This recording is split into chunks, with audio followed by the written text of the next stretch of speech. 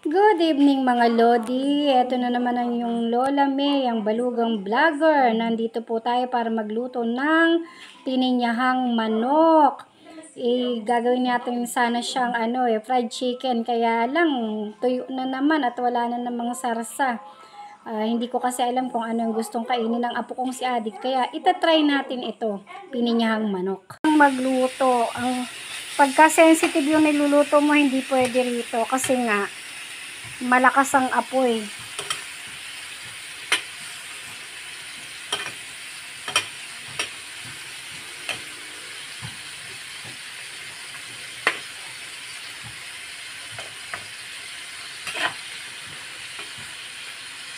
Ayan, medyo nagba-brown na yung ating manok. Brown na yun, guys. Lagyan muna natin siya ng konting betchin. Ito kasing umami, nakakatulong din to para mapalambot agad yung karne. Ayan, konti lang. Tapos, inilalagay ko na rin agad yung ating paminta. Deyo! Tani pen? Video mo sabi.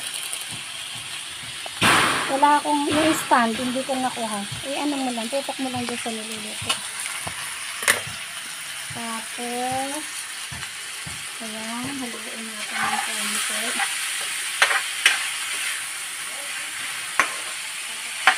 Hindi ko kasi alam kung anong gustong kainin ni Adi Pot-Pot eh. Huwag ako hayin lang niluluto. Lalagyan na rin natin ng pinya. Pinya sarap.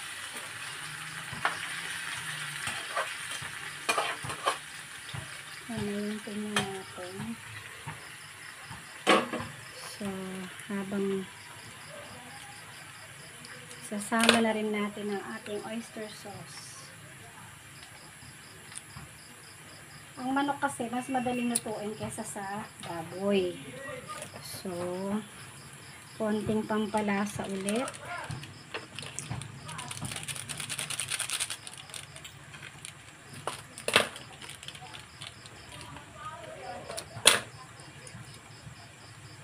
Pakuluin lang natin yan ng maigi sa kanyang pineapple juice. Yan. Haluin natin. So, ngayon, let it simmer muna. Simmer natin ng 5 minutes bago natin ulit balikan yan. Okay, simmer muna natin siya ng 5 minutes. Sabihin takip. Wait lang. Takpan muna natin, guys. I'll be back. Guys, eto na. Na-simmer na natin siya ng 5 minutes. Konting lambot na lang yan. Pero bago siya matuyo, ilalagay na muna natin yung ating kakanggata. Ang ating Coco Mama. Ito yung lagi kong ginagamit. Maglalagay lang tayo ng half cup.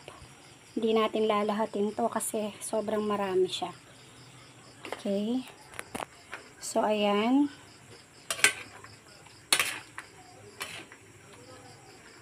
Konting pakulo na lang nito at tapos na ang ating pininyahang manok na may gata.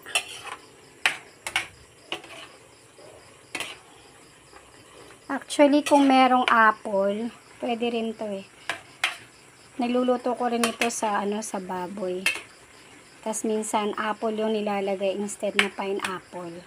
Mansanas talaga. Tikman na natin. Yummy yum. Magugustuhan ito ni Adi Pot-Pot ko. Okay.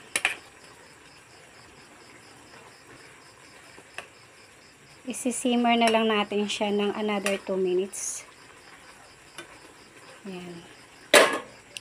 Okay, guys. Mga lods, mga kalola, luto na ang ating pininyahang manok na may gata. At mag-i-eat na tayo. Ito naman yung ating may pansit kanina at pinagmerienda kanina. Sali na natin yan sa ating hapunan. Kain na tayo mga lods. Nasaan na ba si Adi Potpot? Kaysa, wala, hindi ko siya madala sa Jollibee. Walang mag-service sa amin. Walang sasakyan dahil busy yung tatay. Kamukha ngayon, kauuwi lang. Kaya nilutuan ko na lang yung apo ko. Baka sakaling magustuhan niya to. Okay, yan lang muna lods. Let's eat po. Kuha na rin kayo ng plato nyo. Kumain na tayo.